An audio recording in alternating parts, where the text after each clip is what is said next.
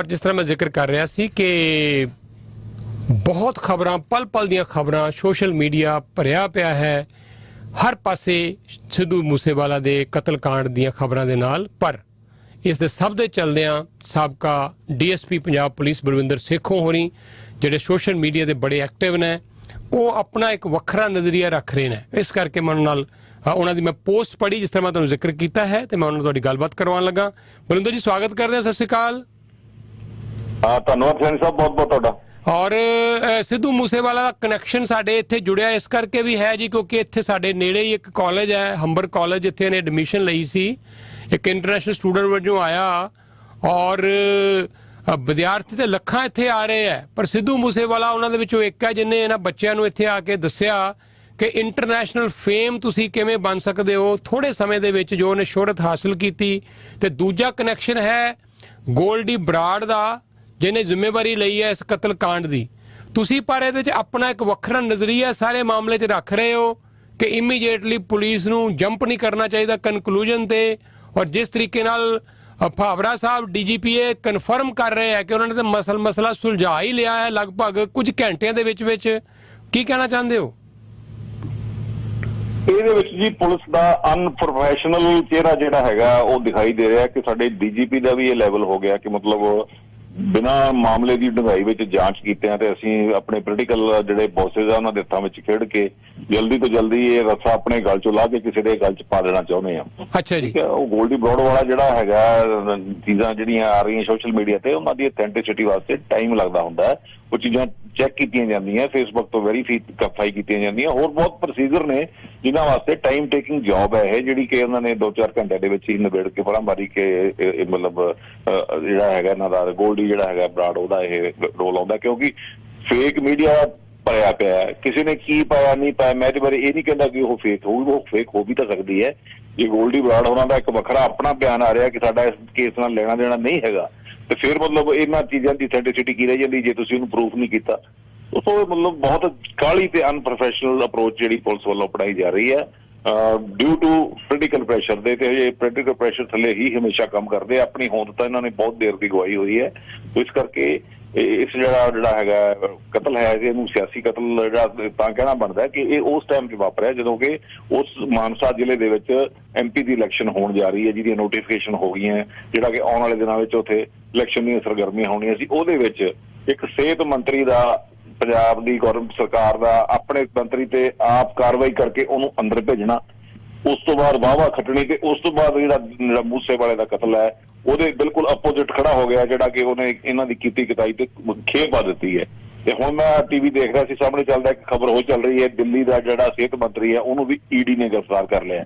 ਤੇ ਉਹਦਾ ਮਤਲਬ ਜਿਹੜੀ ਜਿਹੜਾ ਸੈਂਟਰ ਦਾ ਹਥਿਆਰ ਹੈ ਤਾਂ ਕੀ ਚੱਲ ਰਿਹਾ ਬੜਾ ਅਜੀਬ ਹੈ ਇਸ ਟਾਈਮ ਇਸ ਇਲੈਕਸ਼ਨ ਦੇ ਪਿੱਛੇ ਕਿਹਦੀ ਗੇਮ ਹੈ, ਕੌਣ ਕੀ ਖੇਡਣਾ ਚਾਹੁੰਦਾ ਹੈ, ਇਹ ਸਾਰਾ ਜਾਂਚ ਦਾ ਤੇ ਮਤਲਬ ਵਿਚਾਰ ਦਾ ਵਿਸ਼ਾ ਹੈਗਾ। ਇਸ ਕਰਕੇ ਕਿਸੇ ਵੀ ਕਨਕਲੂਜਨ ਤੇ ਬਹੁਤ ਜਲਦੀ ਪਹੁੰਚਣਾ ਜਿਹੜਾ ਹੈਗਾ ਪੁਲਿਸ ਦਾ ਇਹ ਬਿਲਕੁਲ ਮਤਲਬ ਇਹਦਾ ਨਾਕਾਬਲੀ ਅਤੇ ਜਿਹੜੀ ਅਨਪ੍ਰੋਫੈਸ਼ਨਲਿਜ਼ਮ ਦਿਖਾਈ ਦਿੰਦਾ। ਤੁਸੀਂ ਜਿਹੜਾ ਅਨਪ੍ਰੋਫੈਸ਼ਨਲਿਜ਼ਮ ਦੀ ਗੱਲ ਕੀਤੀ ਹੈ ਬਲਵਿੰਦਰ ਜੀ, ਸਾਡੇ ਇੱਥੇ ਕੋਈ ਵੀ ਘਟਨਾ ਵਾਪਰਦੀ ਹੈ ਤੇ ਪੁਲਿਸ ਇੱਥੇ ਆਟੋਨੋਮਸ ਹੈ, ਇੰਡੀਪੈਂਡੈਂਟ ਹੈ, ਪੁਲਿਸ ਆਪਣਾ ਟਾਈਮ ਲੈਂਦੀ ਹੈ, ਫਿਰ ਪੂਰੇ ਸਬੂਤ ਦੇ ਨਾਲ ਪੂਰੇ ਹੀ ਸਾਰੇ ਪੱਖ ਨੂੰ ਸਾਰੇ ਪਹਿਲੂਆਂ ਨੂੰ ਜਾਂਚ ਰੱਖ ਕੇ ਫਿਰ ਪੁਲਿਸ ਜਿਹੜੀ ਆਉਂਦੀ ਕਿਉਂਕਿ ਪੁਲਿਸ ਨੂੰ ਪਤਾ ਹੈ ਕਿ ਜਦੋਂ ਮਾਮਲਾ ਕੋਰਟ 'ਚ ਜਾਣਾ ਹੈ ਤੇ ਕੋਰਟ ਦੇ ਵਿੱਚ ਇਹ ਮਾਮਲਾ ਬਹੁਤ ਹੱਦ ਤੱਕ ਪ੍ਰਭਾਵਿਤ ਹੋ ਸਕਦਾ ਹੈ।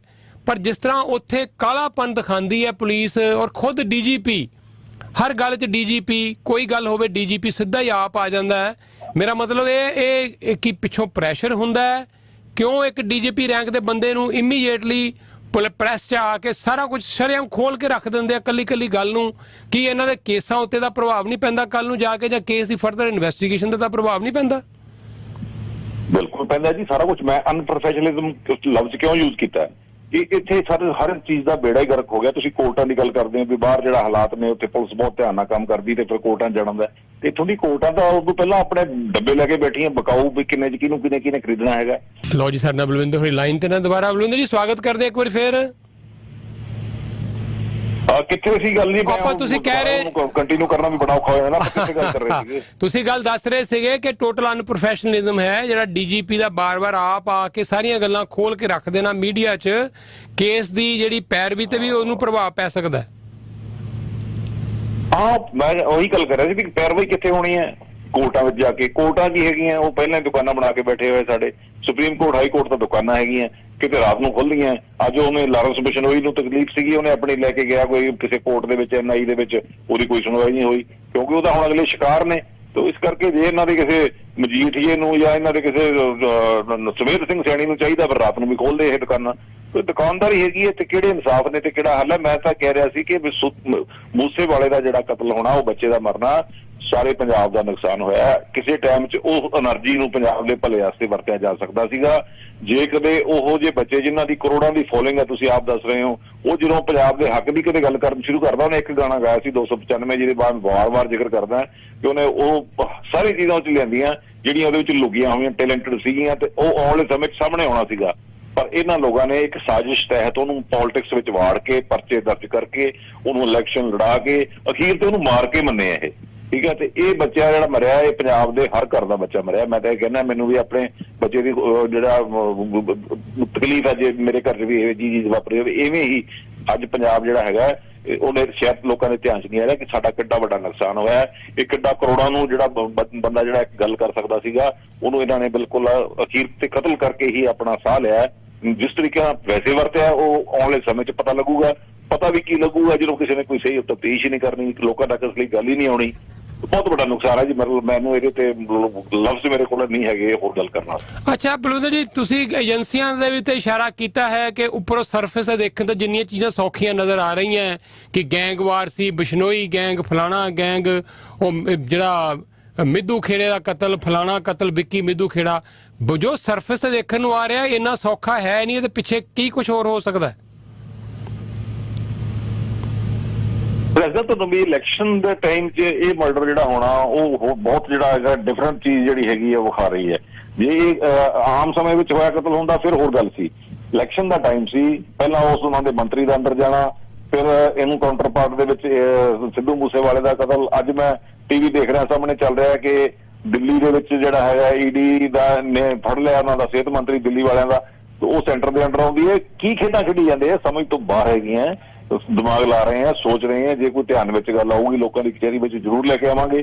ਪਰ ਅੱਜ ਜਿਹੜੀ ਇਹਨਾਂ ਦੀ ਖੇਡਾਂ ਹੈਗੀਆਂ ਜਿਹੜੀਆਂ, ਉਹ ਸਮਝਣ ਵਾਸਤੇ ਟਾਈਮ ਚਾਹੀਦਾ।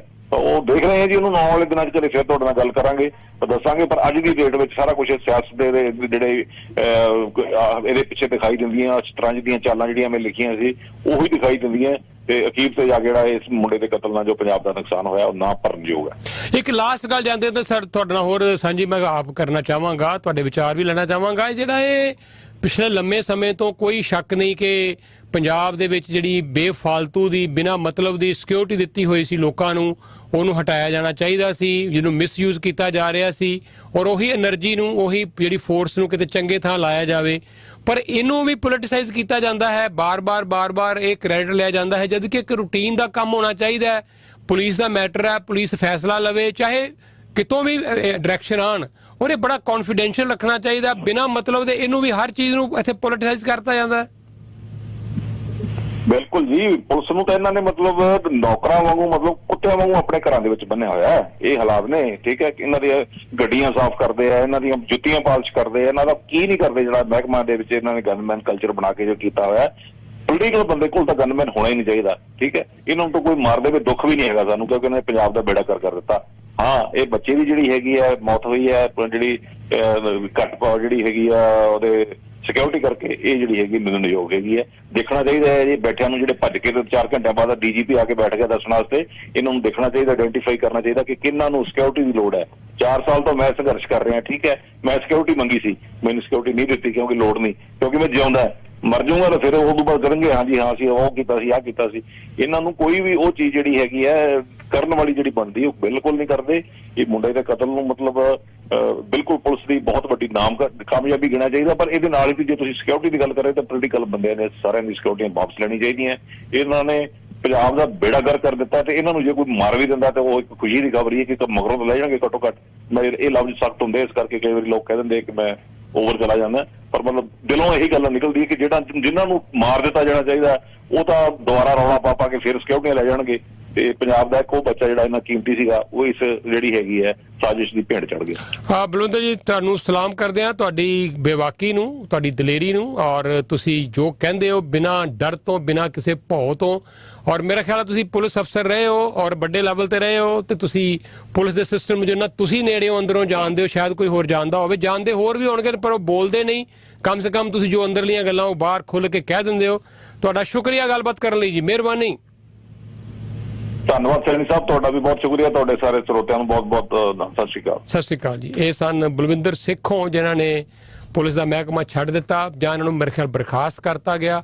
ਤੇ ਰੌਲਾ ਇਹ ਸੀ ਕਿ ਜਿਹੜਾ ਇਹ ਭਾਰਤ ਭੂਸ਼ਣ ਆਸ਼ੂ ਹੈ ਉਹਦੀ ਕੋਈ ਇਨਕੁਆਇਰੀ ਸੀ, ਉਸ ਸਿਲਸਿਲੇ ਦੇ ਵਿੱਚ ਇਹਨਾਂ ਨੇ ਜੋ ਇਨਕੁਆਇਰੀ ਕਰਨ ਦੀ ਕੋਸ਼ਿਸ਼ ਕੀਤੀ ਗਈ, ਉਹਦੀ ਇਹਨਾਂ ਨੂੰ ਸਜ਼ਾ ਮਿਲੀ ਬਜਾਏ ਸ਼ਾਬਾਸ਼ੀ ਮਿਲਣ ਦੇ। ਪਰ ਇਹਨਾਂ ਨੇ ਫਿਰ ਠਾਣ ਲਿਆ ਕਿ ਮੈਂ ਹੁਣ ਰੁਕਦਾ ਨਹੀਂ, ਜੋ ਕਰਨਾ ਮੇਰਾ ਕਰ ਲਓ।